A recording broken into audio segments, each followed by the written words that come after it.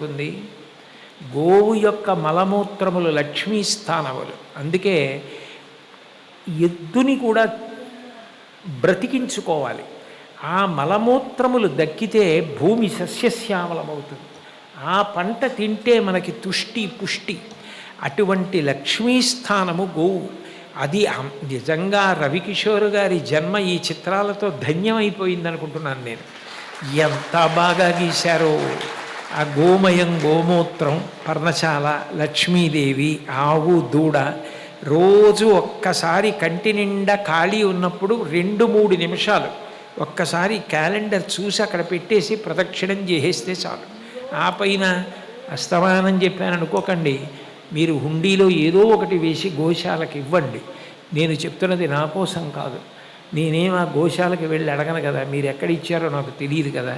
నేనేం ఆ డబ్బు కక్కుర్తి కోసం కాదు కదా ఇది చేసేది, అందుకోసం కాదు కదా ఇది గీసింది, అందుకోసం కాదు కదా ధర్మవర్ధిని ఇది చేసింది. అందరూ సంతోషంగా ఉండడానికి శాస్త్రం ఏది చెప్పిందో అది మీకు అందించాలన్నది ఒక్కటే తాపత్రయం. తరువాతి చిత్రంలో గోగ్రాసం పెట్టడం.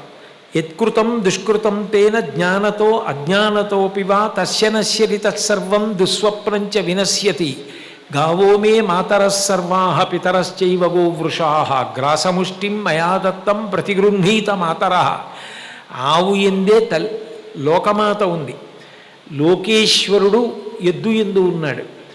గోవుకి గ్రాసం ఇలా చేత్తో పట్టుకుని ఈ 2 శ్లోకాలు చెప్తూ ఎవరైనా పెడితే, ఆవు తినడం ఎలా తింటుందో తెలుసా? ఇలా ఇలా తిందో. అగ్నిహోత్రం నాలుకలు చాపి ఎలా తింటుందని శాస్త్రంలో చెప్తారో, నేను కాకినాడలో ఉన్నప్పుడు మా గోశాలలో గడ్డి పెడుతూ ఉంటాను. నాలుక బయటికి పెట్టి తిప్పి పట్టుకుని ఇలా లాక్కుని తింటుంది. అచ్చు అగ్ని కీలలు తీసుకున్నట్టు తీసుకుంటుంది. తీసుకుంటే సాక్షాత్తు పరదేవతయే తీసుకున్నట్లు. దాని చేత తస్య నశ్యతి తత్సర్వం దుస్వప్నంచ వినశ్యతి. తెలిసి తెలియని పాపములు పోతాయి, దుస్వప్నముల వలన వచ్చినటువంటి ఫలితములు కూడా పోతాయి. కంచి కామకోటి ప్రస్తుత పీఠాధిపతులు శ్రీ శ్రీ శ్రీ శంకర విజయేంద్ర సరస్వతీ స్వామి వారు కాకినాడ గోశాలకు వచ్చి చాతుర్మాస్య దీక్ష చేసినప్పుడు గోశాలలోకి వచ్చి ప్రతిరోజు ఆవులకు గడ్డి పెట్టేవారు. అవి తింటూ ఉంటే పొంగిపోయేవారు ఆయన అది చూసి. రవికిషోర్ గారు చాతుర్మాస్యంలో గోశాలకు వచ్చారు. నేను ఆయన గోవుకి గ్రాసం పెట్టినప్పుడు ఎంత సంతోషపడిపోతారో, ఆ ముఖం ఎంత ప్రసన్నంగా ఉంటుందో, ఎంత నవ్వుతూ ఆవుకి పెడతారో, అది ఇలా పట్టుకుని లాగి ఎట్లా తింటుందో చూసి అట్లాగే గీయండి అని అడిగాం. ఎంత బాగా గీశారో! నిజంగా శంకర విజయేంద్ర సరస్వతీ స్వామి వారు అంత సంతోషంగా గ్రాసం పెడుతున్న చిత్రాన్ని గీశారు. జగద్గురువులు గోవు గ్రాసం తింటున్నట్టు చూడటం కన్నా అదృష్టమే ఉంటుంది. గోవుకి గ్రాసం పెట్టడం అంత గొప్ప.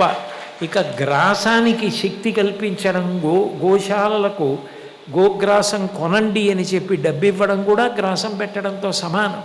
కాబట్టి అంత గొప్పది గోగ్రాసం. తర్వాత స్థితిలో ఈ ఒక్క చిత్రపటం చూస్తే జగద్గురువుల్ని గోవుల్ని కూడా చూసినట్టు. భగవాన్ రమణుల యొక్క విశేషం. భగవాన్ రమణులు మహాజ్ఞాని, రగులుతున్న జ్ఞానాగ్ని. ఆయన ఎప్పుడూ శరీర భ్రాంతితో ఉండేవారు కాదు. అటువంటి వారు కూడా ఆయన దగ్గరికి అప్రయత్నంగా లక్ష్మి అని ఒక ఆవు వచ్చింది. ఆ ఆవుకి ఎంత ప్రేమ అంటే అది ఎవరు అడ్డు పెట్టినా ఆగేది కాదు. భగవాన్ కూర్చున్న హాల్లోకి వచ్చేసి దాన్ని ఎవరైనా ఏమైనా చేస్తే భగవాన్ వెనక్కాతలకి వెళ్ళి ఆయన భుజం మీద తలపెట్టి అలా ఉండేది. అది ఒకరోజు కళ్ళమ్మటి నీళ్లు పెట్టుకుని ఆయన భుజం మీద తలపెట్టుకుంటే, ఏ అమ్మా ఏమైంది, నిన్నెవరేం చేశారమ్మా, నేనున్నాను కదా నాకు చెప్పమ్మా అనేవారు. ఆయన పుట్టినరోజు నాడు దూడని కంది. అది దూడని కనగానే హాల్లోకి వచ్చి భగవాన్ రమణుల దగ్గరికి వచ్చేది. అంటే నాకు ఇంకొక బిడ్డ పుట్టింది, రండి చూడండి అని. ఓ నీకు ఇంకో బిడ్డ పుట్టిందా, వస్తున్నానని భగవాన్ రమణులు ఆవు వెంట ఆ గోశాలకు వెళ్ళేవారు. దానికి ఆయన అంటే అంత అనుబంధం. 9 పిల్లల్ని కంది. విచిత్రం ఏమిటంటే అది ఒక్కొక్కసారి దగ్గరికి వస్తే ఆయన దాన్ని ఇలా పట్టుకుంటే అది కళ్ళు మూసుకొని నిశ్చలంగా ఉండిపోయేది. అది సమాధి స్థితిలోకి వెళ్ళింది అంటూ ఉండేవారు. అది చిట్ట చివరి స్థితిలో అది 1926 దగ్గర నుంచి 48 సంవత్సరం వరకు బతికింది. నాకు 9 ఈతలీనింది. ఎప్పుడూ భగవానుల దగ్గరే తిరుగుతూ ఉండేది. దానికి ప్రాణోత్క్రమణం అయిపోయిన తర్వాత నాలుక ముట్టుకుని చూసి వెళ్ళిపోయింది, మోక్షాన్ని పొందింది అని చెప్పారు. చెప్పి దానికి నిదర్శనం చెప్పారు. ఇది ఎప్పుడూ ఇన్నాళ్ళు వ్రణం వల్ల ఎడమ చెవి పైకి పెట్టి పడుకునేది, ఇవాళ కుడి చెవి పైకి పెట్టింది. కాశీలో పరమేశ్వరుడు తారకం ఉపదేశించినట్టు ఇది చిట్ట చివర ఉపదేశము రీత్యా ఆవైన మోక్షానికి వెళ్ళిపోయింది అని చెప్పి దానికి సమాధి నిర్మించి భగవాన్లు శ్లోకరచన చేశారు. ఆ లక్ష్మి మీద శ్లోకరచన చేసి గోవుకి సమాధిని ప్రత్యేకంగా నిర్మాణం చేశారు. లక్ష్మి అన్న పేరుతో ఆవు బొమ్మతో సమాధి ఉంటుంది. అంతటి మహాజ్ఞాని ఆయన కూడా అది వెళ్ళిపోయినప్పుడు అంత బాధపడ్డారు.